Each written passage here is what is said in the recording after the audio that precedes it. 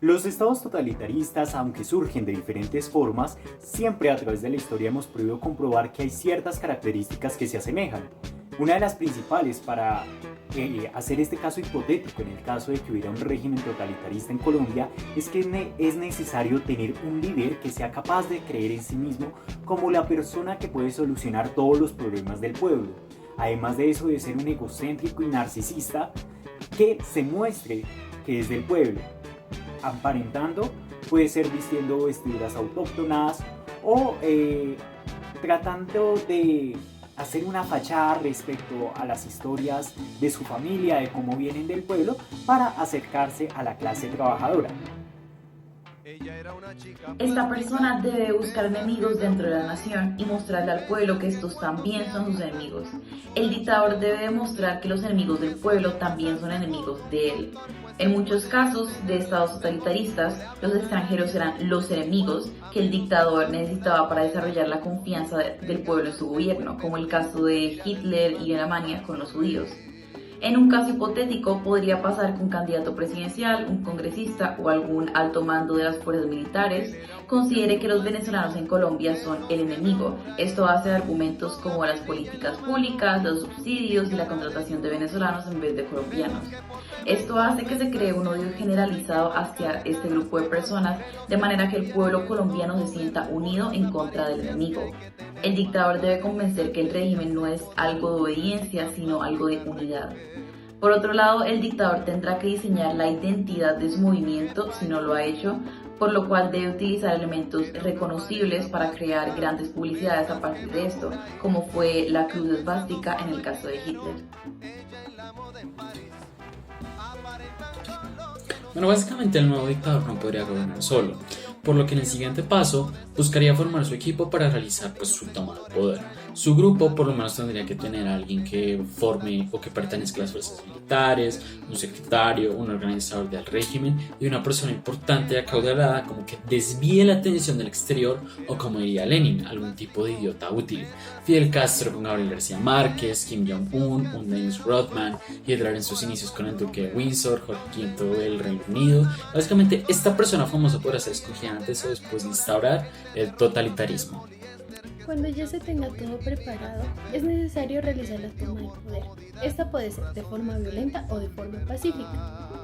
De manera violenta, como pasó con la ley inhabilitante de 1933 con Hitler, o de forma pacífica, como en la dictadura de Rojas Pinilla. Además, es importante que al momento de la toma del poder haya una crisis. Cuando hay crisis es el mejor momento para tomar el poder, sea un descontento social, marchas, desastres naturales, entre otros. Además, se pueden usar diferentes métodos para que el presidente de turno quisiera ser el dictador. Este puede aprovechar la crisis existente para declarar un estado de conmoción interna y que mientras decreta su grupo de apoyo organizará asesinatos sistemáticos a legisladores y altas cortes que usualmente están en contra de su pensamiento, haciendo así que hubiese un vacío de poder legislativo, judicial y vigilancia y control, esto agudizando la crisis y centrando el poder en el dictador. Uno de los pasos siguientes es que si para este punto no se ha creado una policía secreta o un bloque para cumplir los gustos del dictador, este debe ser creado. Esta policía tendrá permisos frente a la corrupción o soborno, por ejemplo, lo cual es importante porque hace que se mantenga la lealtad con el dictador, ya que se les está manteniendo felices. Esta policía es muy importante debido a que de este punto en adelante el dictador debe matar a personas que lo odien, personas cercanas a él que tengan intereses propios, incluyendo a la familia si es necesario, y sobre todo a personas contrarias al régimen. Muchos de las torturas, asesinatos y caos que genera el dictador deben de ser ocultos ante la opinión pública o ante las personas, debido a que el dictador debe ser una persona que sea temida pero no odiada. Porque al mostrarle muchos de estos actos a la gente se va a generar un odio, por lo que es importante que este dictador genere una balanza entre su amor y temor hacia la población. Sin embargo, también hay que tener en cuenta de que para el régimen es más importante hacerlo al modo de Maquiavelo. Pero, ¿cómo ocultar esto? Y es una táctica que han utilizado muchos estados totalitaristas a través de la historia, y es ocultarlos a través del caos existente o creando uno nuevo. Como ejemplo de ello tenemos al dictador Rojas Pinilla en lo que se llamó la masacre de la Plaza de Toros Santa María en 1956. Aunque el régimen necesita gobernar con miedo, los actos de buena voluntad también tienen que ser mostrados. Pero para eso primero hay que hacer más problemas para que cuando el pueblo ve la solución en el dictador, le den su lealtad y amor. Es necesario ejercer una gran manipulación psicológica. Un ejemplo de ello puede ser con el gobierno nazi, chino, iraquí o de la Unión Soviética, creando hambrunas y escasez de alimentos, para después llegar a la casa de las familias más pobres con alimentos. O por ejemplo, Gaddafi en Libia con su industrialización y explotación de petróleo. O Hitler con el automovilismo y el transporte dentro de Alemania. En este caso hipotético de Colombia, se tendría que solucionar uno de los tantos problemas del país, o alardear de otros procesos o hechos que estén sucediendo en ese momento, apropiándose y vanagloriándose de estos, creando así una publicidad continua que forme un buen legado. Un ejemplo de ello puede ser Gaudí, como quien modernizó a Libia o a Rojas Pinilla con el voto de la mujer. En caso de que aparezca un problema en contra del dictador, es necesario que éste use un chivo expiatorio con el fin de eliminar el problema o crear una de las llamadas cortinas de humo. Un ejemplo de un problema que puede presentar a un dictador fue cuando Saddam Hussein leyó en el parlamento los nombres de los contradictores del régimen y tuvo que resolver ese problema usando un chivo expiatorio. También es importante que después de que todo esto se haya gestado, de que se haya acabado con el enemigo interior, el dictador dé una fiesta, como lo hacían los romanos para tener felices al pueblo, dándole pan y circo. Después de esto comienza el cambio de la sociedad y para ello se necesita especialmente a los niños y jóvenes. El plan es bastante simple y es a través de la educación. Cuando Nelson Mandela nos decía que la educación es el arma más grande para poder cambiar el mundo, nos deja abierta la visión de cómo queremos cambiar ese mundo, si de buena forma o de mala forma. También siempre que hablamos de educación lo hacemos de una forma positiva, pero ¿realmente la educación siempre es buena? En el caso de los regímenes totalitarios, más que educación es un adoctrinamiento a los menores, de esta forma crear ciudadanos poco analíticos que realmente no enfrenten su realidad. Son personas que son cohibidas de la ciencia. Un ejemplo de esto fue cuando Stalin rompió la comunidad científica, dañando a personas como eran los genetistas o los científicos, o en el caso de Hitler al desaprobar teorías científicas, dejándolas solamente al poder del Estado. Además de eso, es importante que este dictador haga crecer su imagen. Por tanto, deberá hacer cosas como cambiar o reescribir la historia y también oponerse muchas veces a la religión.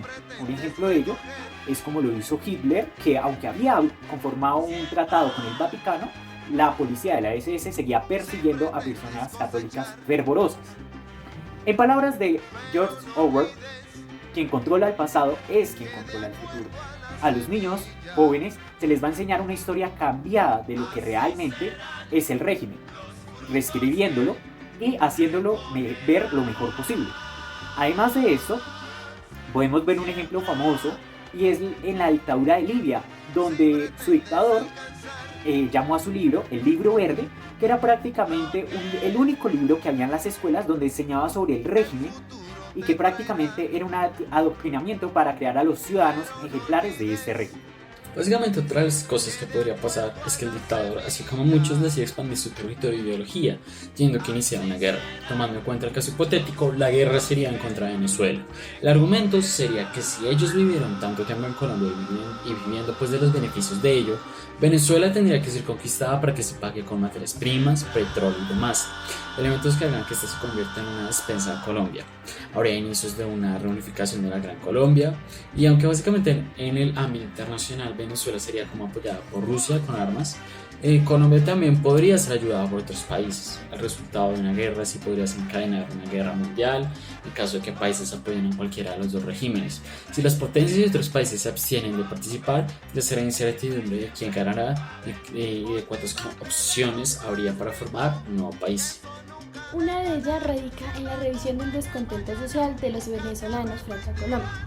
Si fueran exiliados del país de buena manera, podría ser que la población venezolana no esté en contra del régimen colombiano, pero sí en contra del régimen de Nicolás Maduro.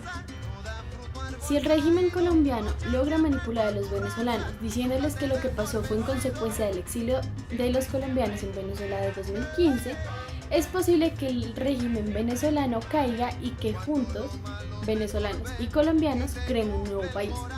En este nuevo país existirían dos caminos: el seguir con el régimen colombiano o que este caiga. En caso de que el dictador no vaya a expandir su territorio o ideología, o que cuando él lo haya hecho ya no desea hacerlo más, si quiere que su régimen sea medianamente perpetuo, deberá aislarse del mundo, así como lo hizo Corea del Norte. Por otra parte, es importante señalar el papel de la mujer, las comunidades indígenas y otras minorías. La mayoría de estas, teniendo en cuenta los antecedentes de los regímenes totalitarios, se llevarían la peor parte de este problema. Haciendo hincapié en la mujer, en los regímenes totalitaristas modernos no hemos escuchado una dictadora que sea mujer. Por lo general, ellas son utilizadas por las dictaduras como una fachada, así desviando la atención internacional, mostrando a una mujer en un cargo importante. Asimismo, esas mujeres servirían de ejemplo de lo que debe ser el papel de la mujer en la sociedad, volviéndose un modelo a seguir. A las dictaduras les preocupan las mujeres y por lo tanto sentirán la necesidad de controlarlas para que se encarguen de seguir educando a los niños y jóvenes con la doctrina del régimen, mientras los hombres están en la lucha y otras situaciones de carácter misógino. Cabe decir que las decisiones que tomen los dirigentes, el dictador del régimen o acontecimientos y o hechos podrían cambiar el rumbo de esta distopía. El dictador muchas veces trataría de ocultar cosas para evitar problemas en el exterior. Ejemplo, Hitler y la visita de la Cruz Roja en 1944, o Stalin mostrándole a los reporteros lo mejor de la Unión Soviética ocultando la hambruna. La sociedad formada por esta tendrá poca capacidad de analizar. Su entrenamiento está dirigido en la obediencia al líder. La censura será un reglamento básico para mantener el régimen. La manipulación es esencial. Los valores y principios no tendrán el mismo valor entre ellos. Se premiarán actos e ideas que no se consideran correctas moral y éticamente. La xenofobia tomará poder. La violencia de género y el maltrato aumentarían. Habrá un cambio en las gráficas demográficas, entre otros. Básicamente, cabe recalcar que este es el desarrollo de una actividad netamente académica. Esta no pretende como ofender a ninguna persona ni mostrar el pensamiento de algún participante frente pues, a los actores que componen este texto. Los hechos reales sirvieron de ayuda como para ejemplificar las similitudes entre los regímenes totalitarios y algunas características de ellos. Eso es todo, muchas gracias.